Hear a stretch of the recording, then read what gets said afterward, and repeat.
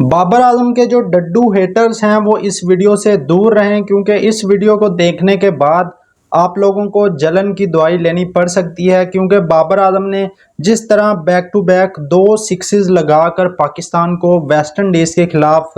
دوسرا test match جتوا کر series کو لیول کیا ہے۔ اب کچھ جو منافق ہیں جو بابر اعظم پر بولتے ہیں، بابر کے خلاف بولتے ہیں، جو چاہتے ہیں کہ پاکستان ہارتا رہے اور وہ بابر اعظم کو کرٹیسائز کرتے رہیں، تو اب وہ منافق جو ہیں وہ سامنے آئیں اور بتائیں کہ جب یہ میچ شروع ہوا تھا، پہلے دن کا جب کھیل ہوا تو پاکستان کی جو بولنگ تھی وہ کوئی خاص پرفارمنس نہیں رہی بولنگ کی، لیکن اس دن وہی لوگ کہہ رہے تھے کہ بابر نے عباس کو باہر کیا۔ جب اس ٹیسٹ میچ کا اینڈ ہوگا تو ہم بابر سے پوچھیں گے کہ بھئی بابر، آپ نے میچ ونر بولر جو عباس تھا، جو وکٹیں لے رہا تھا، اس کو کس طرح سے باہر کیا؟ لیکن وہ منافق جو ہیں وہ آپ کو یہ نہیں بتائیں گے کہ بابر اعظم لے کے کن کن پلیئرز کو آیا، جس کا کریڈٹ بابر اعظم کو وہ نہیں دے رہے۔ صرف وہ منافقت یہاں کر رہے ہیں، امانت میں خیانت کر رہے ہیں۔ وہ صرف آپ کو ان لوگوں کے بارے میں بتا رہے ہیں جن کو بابر اعظم نے یا ٹیم مینجمنٹ نے مل کر باہر کیا۔ میں آپ کو ان پلیئر کا بھی بتاؤں گا جن کو بابر لے کر آیا اور ڈنکے کی چوٹ پر لے کر آیا، اور آج ان سب ہیٹرز کی بولتی بند کر دی ہے بابر اعظم نے، جو شاید جو چاہتے ہیں کہ پاکستان ہارتا رہے اور ان کی جو دکانداری ہے وہ چمکتی رہے۔ بابر اعظم نے جس طرح اس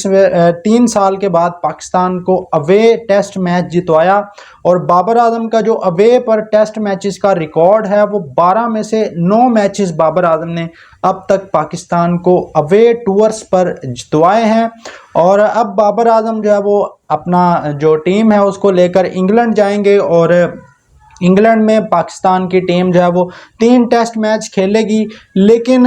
بابر اعظم کن کن پلیئرز کو لے کر آیا؟ نمبر 1 تو میں نے آپ کو پہلے بھی بتا دیا تھا کہ اس ٹیسٹ میچ سے پہلے بابر اعظم چاہتے ہیں کہ ساجد خان کو ٹیم میں شامل کریں، اور اس کے بعد بابر اعظم عبداللہ شفیق کو بھی کافی زیادہ پسند کرتے ہیں، اور بابر اعظم چاہتے ہیں کہ شان مسعود انجرڈ ہو گیا ہے تو اس کی ریپلیسمنٹ کے طور پر عبداللہ شفیق کو ٹیم میں لے کر آیا جائے۔ تو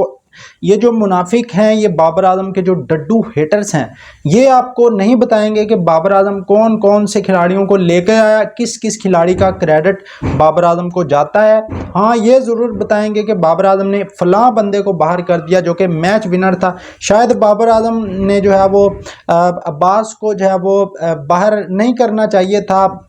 لیکن پچ کو دیکھتے ہوئے، کنڈیشن کو دیکھتے ہوئے جس طرح سے بابر اعظم نے ڈیسیژن کیا عبداللہ شفیق کو لے کر آئے، اس چیز کا کریڈٹ بابر اعظم کو جاتا ہے۔ لیکن یہ جو ہمارے سو کالڈ ڈڈو ہیٹرز ہیں، جو بابر اعظم کے ڈڈو ہیٹرز ہیں، ان کا کام صرف بابر اعظم پر تنقید کرنا ہے۔ کوئی اچھا کام بابر اعظم کرے یہ اس کی تعریف نہیں کریں گے، اور اب تعریف بھی اس طرح سے کر رہے ہیں کہ بابر اعظم نے کون سا تیر مار لیا ہے، نمبر 9 رینک کی ٹیم سے پاکستان کو جتوایا ہے۔ یہی وہ ٹیم ہے جس سے ہارنے پر آپ لوگ کرٹیسائز کر رہے تھے، اور اب یہ لوگ جیتنے پر بھی جو ہے وہ اس قسم کی تعریفیں کر رہے ہیں بابر اعظم کی۔ خیر، بابر اعظم نے پاکستان کو 3 سال کے ایک لمبے عرصے کے بعد، آخری بار بھی بابر اعظم ہی کپتان تھے جب پاکستان اوے ٹیسٹ میچ جیتا، اور عبداللہ شفیق ہی تھے جنہوں نے 200 کیا تھا۔ اب کی بار بھی عبداللہ شفیق ہی ہیں اور بابر اعظم ہی کپتان ہیں، تو بابر اعظم کو اس چیز کا کریڈٹ جاتا ہے۔ لیکن ڈڈو فینس جو ہیں، ڈڈو ہیٹرز جو ہیں،